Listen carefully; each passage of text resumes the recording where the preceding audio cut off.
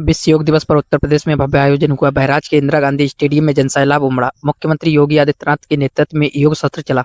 CM ने योग को स्वस्थ जीवन का आधार बताया। लाखों लोग शामिल हुए। स्वास्थ्य लाभ और तनाव मुक्ति पर जोर दिया गया। विभिन्न शहरों में कार्यक्रम आयोजित किए गए।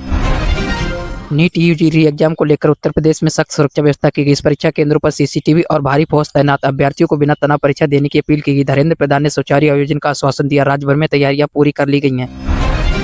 सीएम योगी का विपक्ष पर तीखा हमला। राम जन्मभूमि मुद्दे पर विपक्ष को भ्रष्ट बताया। यूपी में माफिया राज खत्म होने का दावा किया। विकास कार्य तेजी से चल रहे हैं। किसानों को सम्मान निधि का लाभ मिल रहा है। राम मंदिर से जुड़े मुद्दे पर फोकस जारी है। आगरा में महिलाओं का सशक्तिकरण तेज। 70,000 से ज्यादा महिलाएं लखपति दीदी बन चुकी हैं। स्वरोजगार योजनाओं से आर्थिक स्वावलंबन बढ़ा।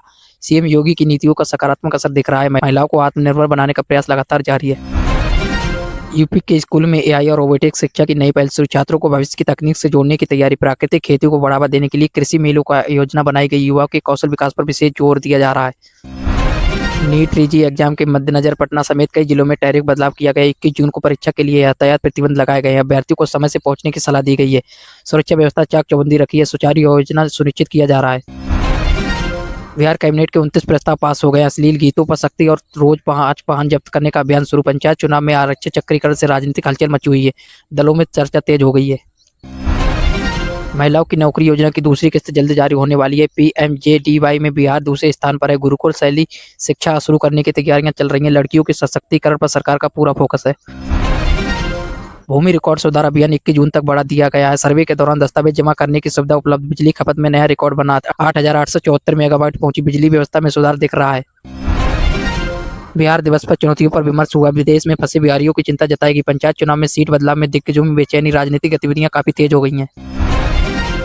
अंतर्राष्ट्रीय योग दिवस पर पीएम मोदी कोलकाता के रेड रोड से नेतृत्व कर रहे हैं। थीम है कि योग फॉर हेल्दी एजिंग। राष्ट्रपति द्रौपदी मुर्मू समेत बड़े कार्यक्रम आयोजित। पूरे देश में उत्साह का माहौल है। योग की वैश्विक पहुंच बढ़ रही है।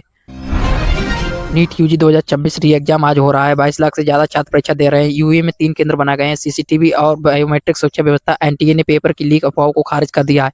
आईएएफ की मदद ली गई है।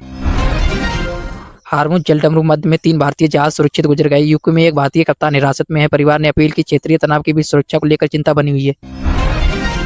लद्दाख में बंद का ऐलान किया गया। केंद्र पर समझौते तोड़ने का आरोप लगाया गया। शटडाउन में से पूरा क्षेत्र प्रभावित हुआ। राजनीतिक गतिविधियां बढ़ गई हैं।